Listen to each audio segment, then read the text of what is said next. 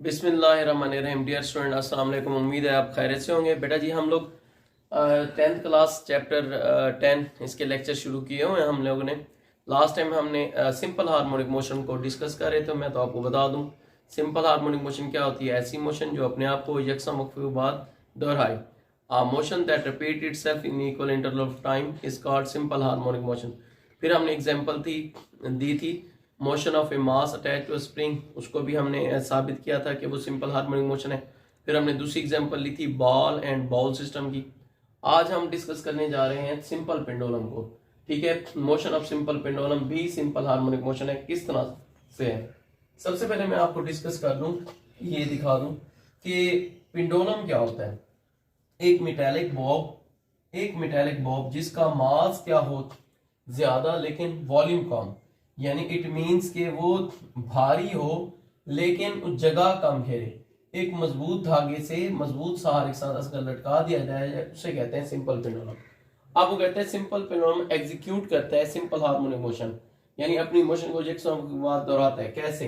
First करें, ये वो हालत में, रेस्ट हालत में है, हम एक एक्सटर्नल फोर्स लगाते हैं और इसको सिंपल पेंडुलम पकड़ कर लेकर जाते हैं। ओ से ए पर ले जाने के लिए क्या करते हैं, एक्स डिस्प्लेसमेंट कवर करते हैं और ये एंगल फर्स्ट करें थीटा एंगल बनाता है। इतने एंगल तक ये जाता है। फर्स्ट करें ए पर जब जाता है तो ठीक है, एक्सटर्नल फोर्स लगाई हुई है। तो अगर हम इसी line co dot dot line से ये बढ़ा दें तो इसका वेट कहाँ अमल करेगा? बिल्कुल दरमियान में, जिसको मैं ब्लैक से जाहिर कर रहा हूं। ये W क्या होगा, mg। अगर ये एंगल थीटा है तो ये भी एंगल क्या होगा, थीटा होगा। थीटे के सामने वाला कंपोनेंट अमूदी कंपोनेंट होता है, इसको हम जाहिर करेंगे mg vertical component sine theta, और mg साइन थीटा एक्ट करेगा एज अ रीस्टोरिंग फोर्स, जिसकी वजह से ये बॉडी क्या होगा, वापस अपनी मीन पोजीशन पर आएगा। जब मीन पोजीशन पर आएगा तो इस पर क्या चीज लागू हो जाएगी, बड़ी स्पीड से आएगा। जब यहां से हम छोड़ेंगे एक्सटर्नल फोर्स लगा के, जब तक एक्सटर्नल फोर्स लगाई हुई है यहाँ पर ए मकाम पड़ेगा, जैसे ही छोड़ेंगे रिस्टोरिंग फोर्स लगेगी। रिस्टोरिंग फोर्स किसकी वजह से लगेगी, mg साइन थीटा की तरफ से। ये बॉडी कहां पर आएगा, ओ पर आएगा। ओ पर जब आएगा तो इस पर क्या चीज लागू हो जाएगी, इनर्शिया, जिसके पास यहाँ पर रुक नहीं सकेगा। तो ये कहां पर चला जाएगा, ओ से फर्स्ट करें इस तरह से क्या, बी पर चला जाएगा। अगेन ओ से बी पर जाते हुए एक्स डिस्प्लेसमेंट कवर करेगा। ठीक है जी, और दोबारा बी पर वही कंडीशन होगी जहां ये वाली थी, mg साइन थीटा एक्ट करेगा। बी से वापस ये कहां पर आएगा, ओ पर आएगा, और ओ से कहां चला जाएगा, ए पर। तो ये अपनी हरकत हम देख रहे हैं, बार बार दोहरा रहा है, तो इस हरकत कहते हैं सिंपल हार्मोनिक मोशन। ठीक है, और पिछले लेक्चर में हम लोग ये चीज डिफाइन कर रहे थे कि in simple harmonic motion acceleration is directly proportional to the displacement and its direction is always directed toward the mean position, and this is also called as mathematical form of simple harmonic motion। हम ये कह कर आए थे कि simple harmonic motion में acceleration जो होता है डिस्प्लेसमेंट के डायरेक्टली प्रोपोर्शनल होता है, और एक्सेलरेशन हमेशा मस्ती नुक्ते की तरफ होती है। तो हमने क्या देखा कि जितना फासला ज्यादा होगा उतना एक्सेलरेशन भी क्या होगा, ज्यादा। यानी इसकी जो एक्सट्रीम पोजीशन है, एक्सट्रीम पोजीशन वो होती है जहां पर ये मैक्सिमम डिस्प्लेसमेंट कवर करता है। यानी इसका x बराबर क्या होता है, x नॉट से मुराद हम यहां पर ले रहे हैं एम्पलीट्यूड, यानी maximum displacement of A vibrating body from the mean position से ज्यादा फासला। ठीक है जी, तो एक्सट्रीम पोजीशन जो है इसकी ये दो हैं, वो हैं जी, ये क्या है, ए एंड बी। इन दोनों जगहों पर एक्सेलेरेशन की मिकदार क्या है, मैक्सिमम है। क्यों मैक्सिमम है कि यहाँ पर ज्यादा देखें ए और बी पर इसने ज्यादा डिस्प्लेसमेंट को कवर किया है। तो हमने कहा था जितना डिस्प्लेसमेंट ज्यादा होगा उतना एक्सेलेरेशन ज्यादा होगा। और ये जगह, ये चीज यानी कि ए पॉइंट सतह जमीन से सरफेस आवर से कुछ खास हाइट पर है, लिहाजा ए यानी कि ए एंड बी पर, ए एंड बी, ये देखें ए एंड बी, यहाँ पर पोटेंशियल जी क्या होगी, मैक्सिमम, यानी ज्यादा। क्योंकि ए और बी पर बॉडी आकर रुक जाता है तो इसकी काइनेटिक एनर्जी क्या, वेलोसिटी क्या हो जाती है, जीरो। जब वेलोसिटी जीरो हो जाती है तो काइनेटिक एनर्जी क्या हो जाएगी, जीरो। लेकिन यहाँ पर टोटल एनर्जी क्या रहेगी, कांस्टेंट। अगर एक किस्म की एनर्जी में अगर इजाफा है, दूसरी किस्म कमी है, लेकिन फिर भी कुल एनर्जी क्या रहेगी, कांस्टेंट रहेगी। ठीक है, हम उसको मैथमेटिकली भी प्रूव कर सकते हैं। अब आ जाए इसकी मीन पोजीशन पर। तो मीन पोजीशन कौन सी है, वस्ती मकाम, जहां से इसने हरकत करना शुरू किया था। मीन पोजीशन इसकी क्या है, ओ है। ठीक है जी, ये ओ, ये पॉइंट जिसको मैं टिक लगा रहा हूं, यहां पर क्या होगा, इसका क्या है जी, यहां पर इसका एक्सेशन क्या होगा, 0, क्योंकि इसका एक्स बराबर क्या है, 0 है, कोई भी डिस्प्लेसमेंट नहीं है। जबकि क्योंकि ये सरफेस ऑफ अर्थ से कोई खास बुलंदी पर नहीं होगा, तो यहाँ पर इसकी पोटेंशियल एनर्जी क्या होगी, वो भी 0 होगी।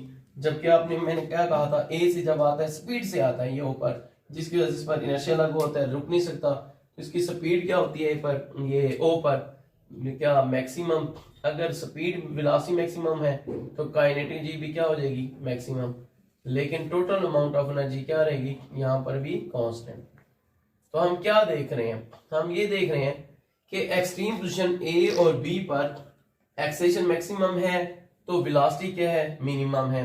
पोटेंशियल एनर्जी अगर मैक्सिमम है तो काइनेटिक एनर्जी क्या है, मिनिमम है। जबकि मीन पोजीशन पर अगर एक्सेलेरेशन 0 है तो आई समझ, वेलोसिटी क्या है, मैक्सिमम है। अगर पोटेंशियल एनर्जी 0 है तो काइनेटिक एनर्जी 0 यानी कि मैक्सिमम है।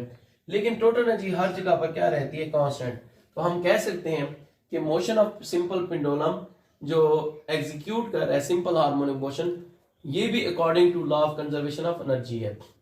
अब 2-3 बातें हम मजीद इसको डिस्कस कर दें।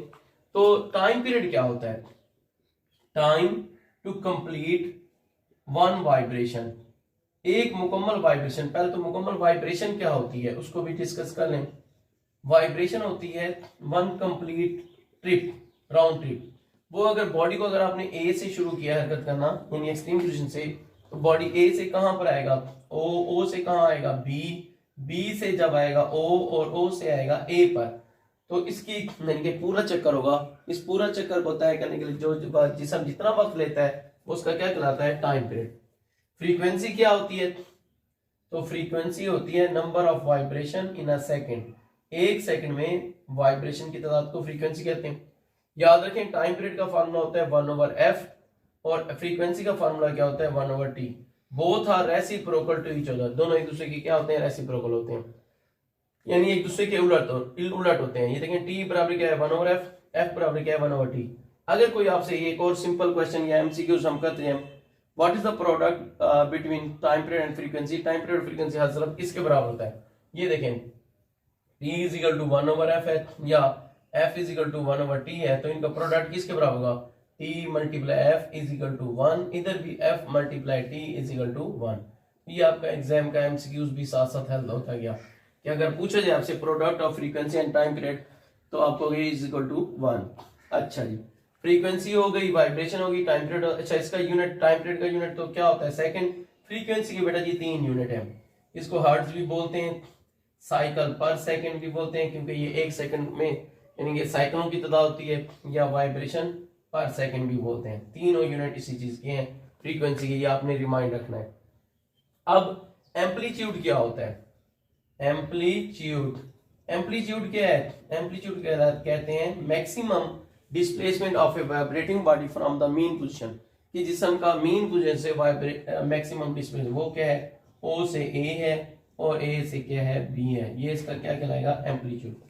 और मैथमेटिकली इसका टाइम पीरियड का फार्मूला निकाला गया है, जिसका फार्मूला है इसके मैथमेटिकली सिंपल पेंडुलम का टाइम पीरियड का, तो वो है t is equal to 2 pi L/G under root.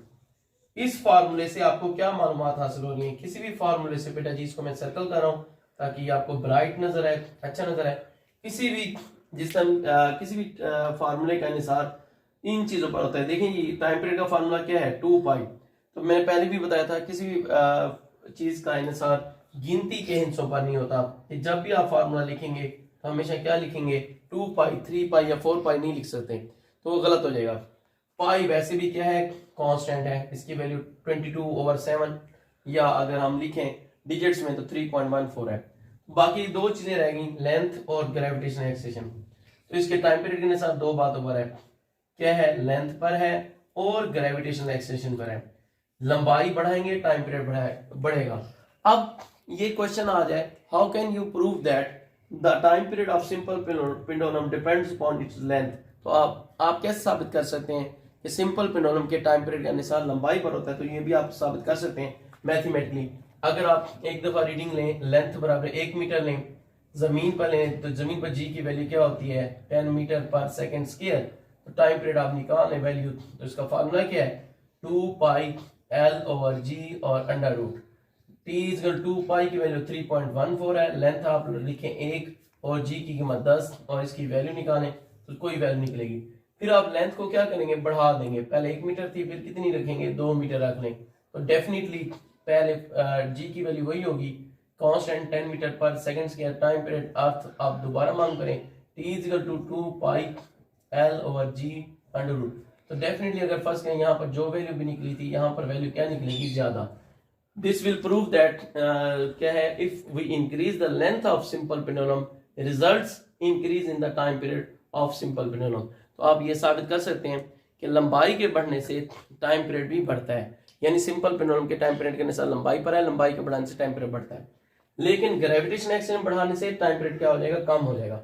आप देखें सरफेस ऑफ अर्थ पर आप लें तो टाइम पीरियड की वैल्यू फर्स्ट करें मैं आपको बताता हूँ 2 सेकंड है, हाई एल्टीट्यूड पहाड़ों पर चले जाएं तो वो कम हो जाएगी 1.5 या समथिंग हो जाएगी, मजीद अगर चांद पर चले जाएं तो चांद पर आपको पता है जी की वैल्यू जमीन से 6 गुना कम होती है, तो डेफिनेटली वहां पर टाइम पीरियड भी क्या होगा कम हो जाएगा।